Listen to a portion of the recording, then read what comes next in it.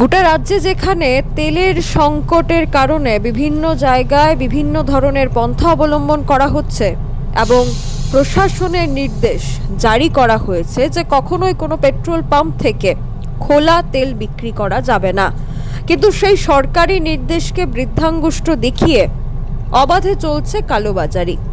মোহনপুর তুলাবাগানের এক পেট্রোল পাম্পে দেখা গেল এমনই চিত্র। ড্রামে ভরে পেট্রোল দেওয়া হচ্ছে, তাও আবার প্রশাসনের নির্দেশ না মেনে।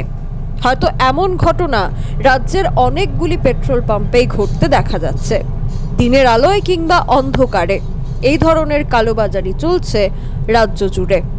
অন্যদিকে পেট্রোল ডিজেলের দাম বাড়ার সাথে সাথে সংকটের জন্য যখন বিভিন্ন পরিস্থিতির মানুষ মোকাবেলা করে, ঠিক তখনই 100 টাকার পেট্রোল বিক্রি করা হয় কালোবাজারিতে 300-400 টাকা প্রতি লিটার দরে।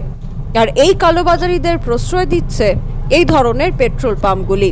Bureau report, social Bangla.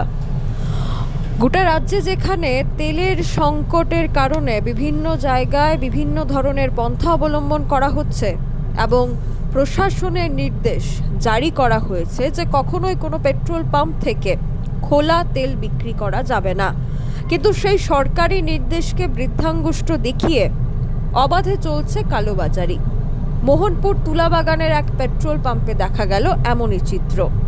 ড্রামে ভরে পেট্রোল দেওয়া হচ্ছে, তাও আবার প্রশাসনের নির্দেশ না মেনে।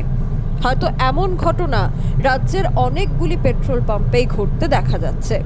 দিনের আলোয় কিংবা অন্ধকারে এই ধরনের কালোবাজারি চলছে রাজ্য জুড়ে। অন্যদিকে পেট্রোল ডিজেলের দাম বাড়ার সাথে সাথে সংকটের জন্য যখন বিভিন্ন পরিস্থিতির মানুষ মোকাবেলা করে, ঠিক তখনই 100 টাকার পেট্রোল বিক্রি করা হয় কালোবাজারিতে 300-400 টাকা প্রতি লিটার দরে। আর এই কালোবাজারিদের প্রশ্রয় দিচ্ছে এই ধরনের পেট্রোল পাম্পগুলি।